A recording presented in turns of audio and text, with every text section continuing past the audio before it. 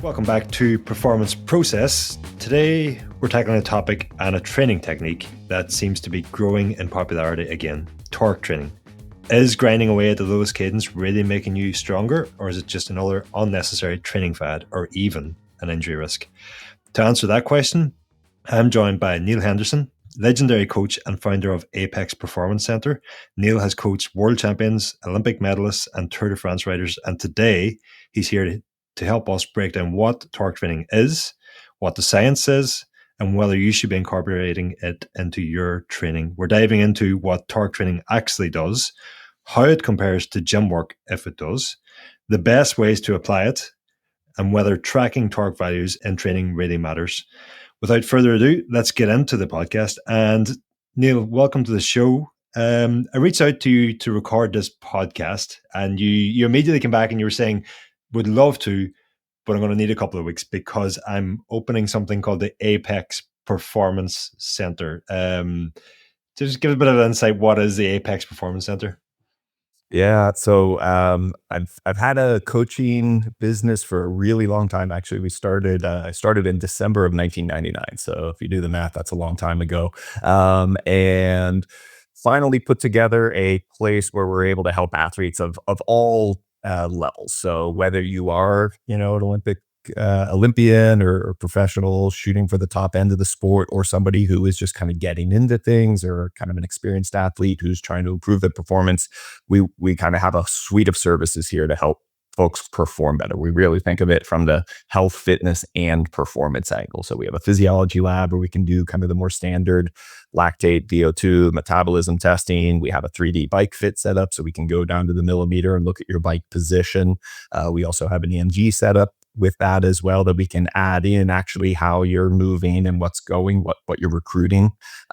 We have then a strength training area we have several coaches with a good strength training background.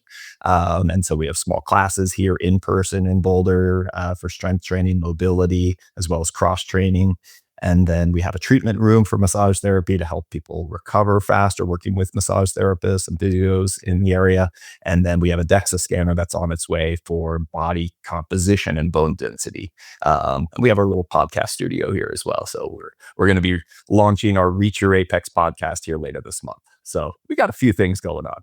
Yeah, that's definitely a few things. You had sent me over a couple of pictures, and I was looking at it, going, "God, I'm so jealous not to be living next door to that." But as you said, you've got a podcast coming as well, so people further afield can tune in. Exactly. We can share from the different coaches and myself and some of the athletes we work with and other folks in the industry from the sports science and coaching perspective, how we're looking at improving performance and health in those different ways. So. Well, I wait the day that you reach out to tell me that you've got a wind tunnel in, because that seems like the only thing that you're missing there right now. Exactly. That's one piece. There's a little space behind us. I think it's almost big enough. If somebody's interested in going in on it, maybe we could do a little Boulder wind tunnel here. Very good. It'd be interesting. Before we dive into torque training, perhaps let's clarify what exactly is torque in a cycling context. Yeah, so torque is effectively force times distance times velocity. So it's actually the velocity of your foot. So the simplest thing, the way we think about that right on a bike, is cadence. So cadence times the force that's being applied to the crank. So with that, torque is measured in Newton meters. There's a few ways that you can actually calculate that, but power is a product of the torque times the cadence effectively.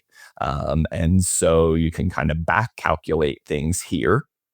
Effectively, watts that you're producing, so that external output, divided by your RPM times a constant, which 9.5488 is the actual constant. So you can say maybe approximately 10 if you wanted some ballpark figures, equals the torque in Newton meters. So just do a quick math example using some nice, easy round numbers to start. 300 watts at 60 RPM, so a relatively low RPM, is going to have a relatively high torque. So 300 divided by 60 equals 5. 5 times 9.5488 is 47.7, or if you round that to 10, 5 times 10 would be 50, but it's a little less than Hmm. that. 47.7 Newton meters would be the torque being applied.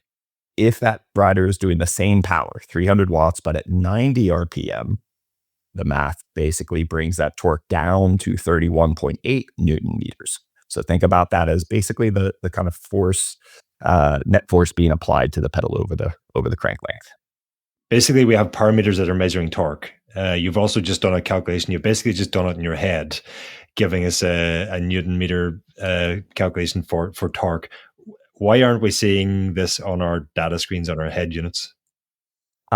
Because the power output has been the area where it is that comparable to something that we can actually monitor the overall work that's being done. So that external output, the wattage, is the actual output that we produce when we're cycling. So 100 watts or 200 watts or 300 watts is going to give you a specific speed based on your aerodynamic drag, as well as your rolling resistance, and then the gradient and potentially any headwinds.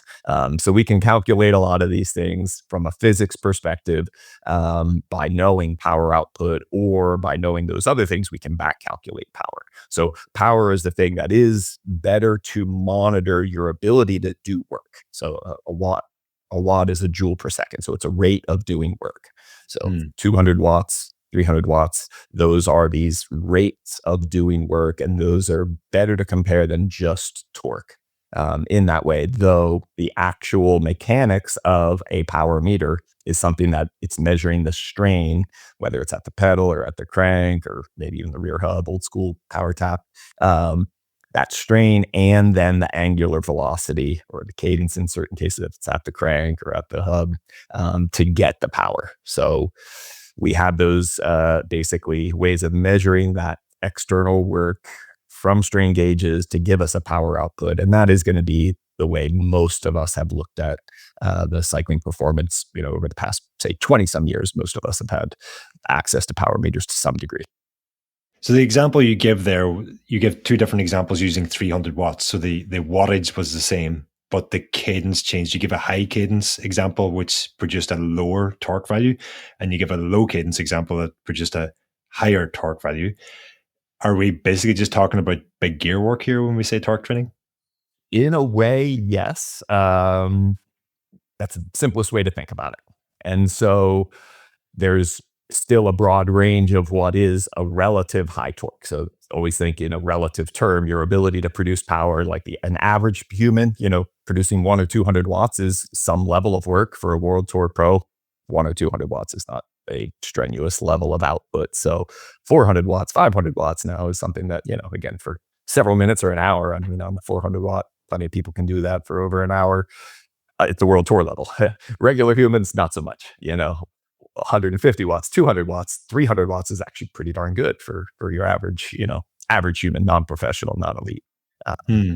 is a high relative output in that way. And so then the torque, we think about cadence is something that there's a certain constraint. Nobody's riding around at 200 RPM, and nobody's riding around at 2 RPM. So there tends to be a little bit of that kind of normal cadence in riding between, say, 60 and 120 RPM is where most people will spend pretty much all the riding they do. Yes, there may be some smaller, bits. If we think of track cycling, a standing start, you're on a fixed gear. And so you're at 0 RPM at the very beginning, and you go to 1 and 2 and 3 and 5, 10, 20, 15, RPM in that buildup. So you have extreme torque at that point. Not a real high power, though. Power doesn't reach a peak until higher cadences effectively. So another example is like the hour record in cycling, highest output sustained. Most all of those records have occurred around 100 RPM, slightly above or slightly below. For a period of time, there were only 2 hour records set over a course of 100 years that were less than 100 RPM. One of them was Matthias Brandle faded to like 99 RPM average, and one of them was Aubry, I think, in the extended Superman position, which is, again, no longer a position, and he was able to go a little bit lower RPM. But by and large, that sustained power does tend to be a little bit higher at more modest, 90, 100 RPM. If you're sprinting, even higher. Most humans develop peak power between 110 and 130 RPM, Hmm. no matter what. Is that something about our ability to produce torque that?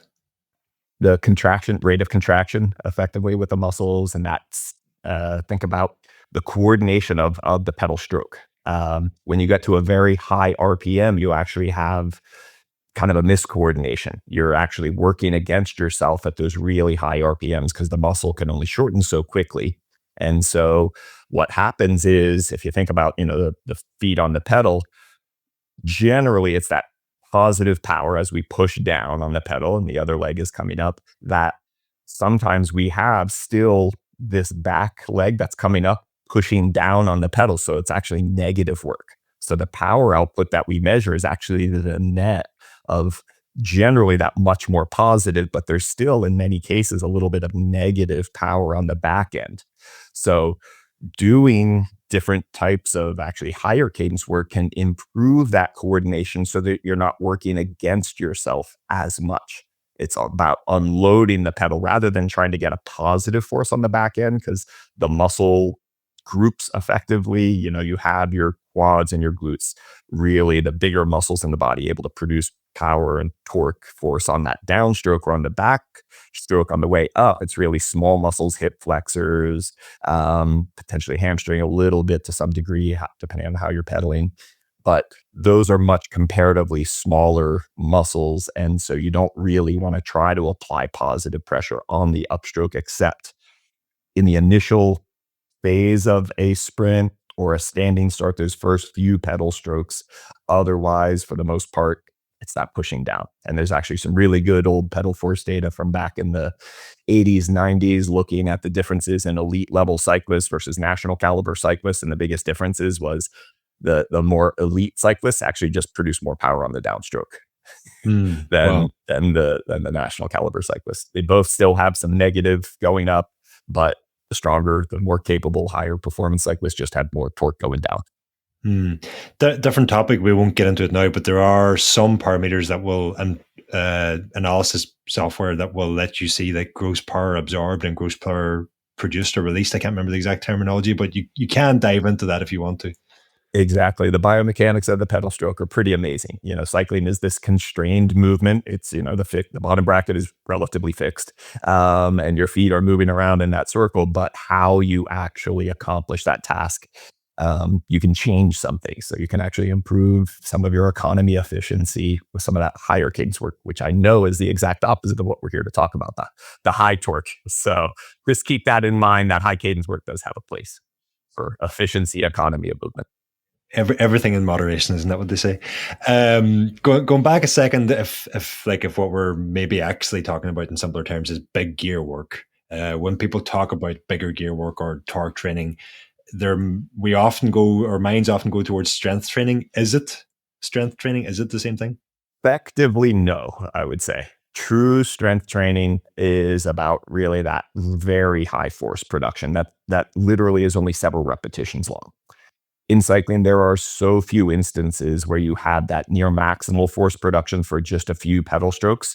Again, super, super niche aspects of a BMX start and a track cycling standing start. Those are kind of the two primary things where there's an actual performance aspect associated with that really near maximal force production. By and large, everything is going to be some level of more of a muscular endurance aspect. And so muscular endurance is a lower weight with many repetitions. So even, a 20-minute effort is, right, what, 1200 seconds, 60 times 20, 1200 seconds. And how many revolutions, if you were only pedaling at 60 revolutions per minute, like it's a high number of repetitions of something. So that force is actually relatively low compared to that peak torque. So it is a bit more muscular endurance. So the strength work that we do in a gym, especially heavier loaded weight training, true strength training, where we're trying to increase peak force production, has very little transfer into the cycling endurance side of a big gear. It's much more muscular endurance than true peak torque and force. Again, caveat, track sprinter, BMX start, etc. Start standing start efforts.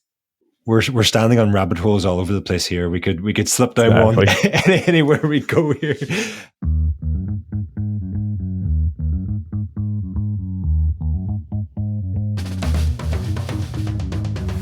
What I want to ask you though is if it isn't specifically strength training in that sense, what are the benefits of including torque training in our training?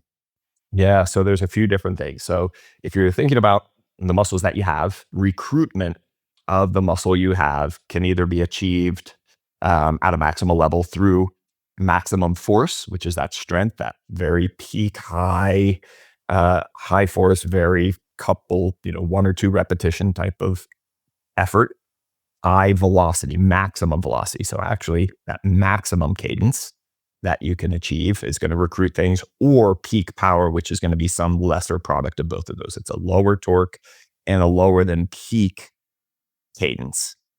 Again, 110 to 120, 110 to 130 RPM tends to be where that peak power can be generated. So if you want to recruit maximally, you have to use one of those three modes to recruit maximally. Doing that can improve that coordination pattern. So that maximum force can improve recruitment effectively. The maximum speed can improve recruitment effectively. So you're firing the right muscles at the right time. So think about that circle. If you're working against yourself, that's inefficiency or ineffective force production. So you need to turn on and switch on that firing and then not work against yourself in that way. Get on your rollers. Exactly. You can smooth it out there, fixed gear work, rollers, lots of little things. And those high cadence type drills are all going to be beneficial on that side. And then your peak power, true sprint training. Most people make the mistake of trying to sprint too long. We're talking like 6-8 seconds. Very peak power, long recovery between 4, 6, 8, 10 minutes between efforts. If you've ever watched a BMX or track cyclist do like sprint work, there's long recovery between those efforts, and they are truly maximal. If you want to get that recruitment, even if you're an endurance athlete, doing your sprint work with little rest is actually going to just reinforce your inability to sprint. You need to have that long recovery between them. No, you might not be doing 2,000 watts like a sprinter, or 1,500 watts, or even 1,000 watts, but you want to be able to recruit what you do have most effectively by having adequate rest between them. So that recruitment side of things is really beneficial in training with those different components. And again, you're going to have extremely high torque in the start type of effort, that force. You're not going to have much torque in the high cadence, but then in the peak power, you're going to have a modest torque in those initial few pedal strokes. So good value there. Again, different than doing a squat or a deadlift or other kind of major lower body leg press type of movement. I'm interested as well about doing like longer torque. Like we see on Instagram recently, we've seen the pros in Calp Air or wherever doing their training camps, and they're doing those types of efforts you just mentioned, like the standing start or the sprint type big gear work. But I often hear about riders doing a lot of longer intervals using bigger gears or higher torque values. Yeah, and there's definitely a bit of a range that you see folks doing that. I would say kind of the more typical are like 3 to 8 minute long efforts that are typically done somewhere near FTP plus or minus just a little bit, 80, 90, 100% of FTP as the power, but really reducing the cadence down to 40, 50, 60 RPM. And that, again, you have significant number of repetitions occurring in 5 minutes, even at those low cadences, that you are getting that relatively high torque compared to normal. And so there is some value in that we find in different ways. Number one is you actually see a little bit more recruitment of glute muscle relative to like a quad glute balance at a high cadence. You're going to see a little more quad at high cadence. As you slow that cadence down, you do tend to have a little bit more recruitment of the glutes. So it's actually quite useful for training and improving that recruitment of that really big mover. Glutes are, effectively probably the biggest, in most cases, the biggest muscle in the body, like gluteus maximus. And that's what we want to have helping contribute. And so a lot of cases would use that kind of big gear work like that for those sustained 5 minute duration, very standard at say 90% FTP at 50, 60 RPM to get a better recruitment of the glutes, especially if you think about that TT position where you are a little bit more forward. You can really overload the quads normally. And so slowing things down will help with that, improving that recruitment in that position. Because any training we do, there's actually a position specificity too. So it's not just the cadence, it's not just the power, it's not those things, but actually then where the body is, what are the joint angles, and being able to recruit those muscles effectively in those positions is really crucial as well. So for TT rider, getting that forward position and maintaining the body in that aerodynamic position, you have to do that work. If you don't do your training in that position and some of those stressors like this, the high cadence work, the low cadence work in this case, then you're not going to have all the benefits possible. The transfer is not, it doesn't just happen if you sit upright and do a high power. You don't have the same power generating capacity then in your optimized position. And we see that a lot of times, people that don't spend enough time on their TT bike and then they have good fitness, but they see a massive deficit in the power that they produced in the TT position. Just simply they haven't done enough work in that position. They could, had they been doing 2 or 3 rides a week on the TT bike. Even at the tour, you see guys cooling down on their TT bike just for that kind of reminder of that position and doing some work. They're not doing hard training, right? But they're still in that position after cool down, especially as they're getting ready for TT stage. A lot of times in those days leading up, they'll do a little bit more of it. There's a question I've been trying to formulate or find a way to say for about 2 weeks now, and I haven't quite figured out how to say it. So I'm going to ask it, and hopefully you get what I'm trying to get at. But if we think of power as torque and by cadence, and we are maybe training for, let's say, an hour record, and you're targeting 300 watts for the hour, if we keep it simple. And you give the example earlier about I think it was around about 30 Newton meters, 90 RPM, you'd have your 300 watts. If we could do that easily in training, we would have a higher target for the hour. So we can't do it. But what I'm wondering is, can you use torque training to target the torque stimulus that you need, or target the torque value that you're going to be targeting?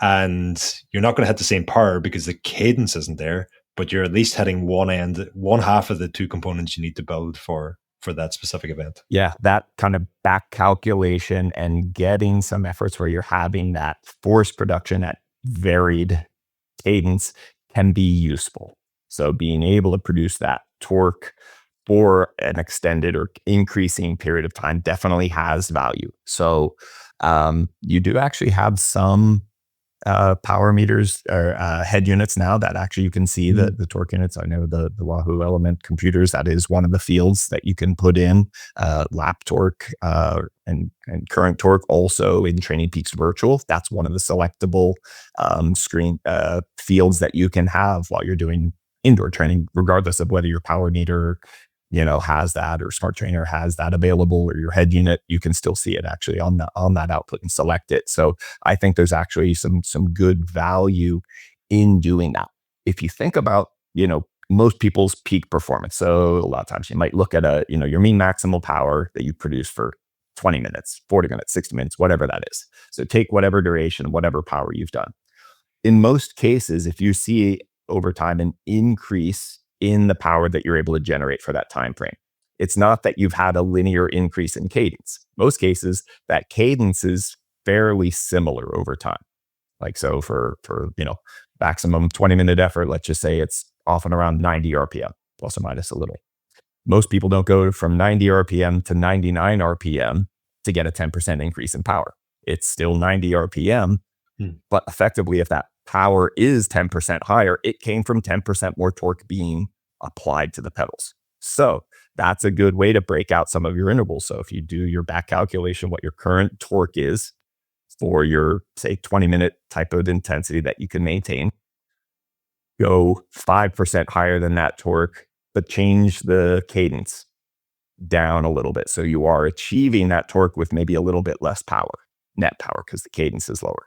You get used to that torque. Now bring up that cadence to the normal, and now you're at that 5% higher power target for those intervals. So it's kind of like one step forward, but also a step back, and then take that step forward on the cadence to match that torque.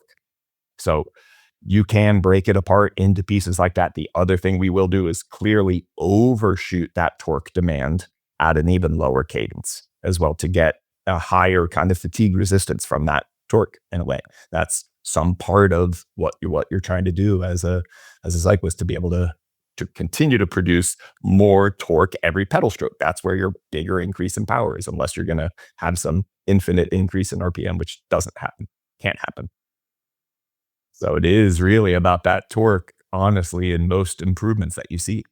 Okay, folks, that's where we're cutting off the free version of this podcast this week. Just a reminder, if you head over to escapecollective.com/member, you can sign up now and you can get the entire podcast uninterrupted. You'll not have me butting in to cut you off or to remind you that you're not yet a member. And in doing so, you will be helping to ensure this podcast continues for many more episodes and months and years to come. So head over escapecollective.com/member now to sign up to Escape Collective and to get the entire episode of Performance Process, along with all of the other podcasts and written content that we publish on our website.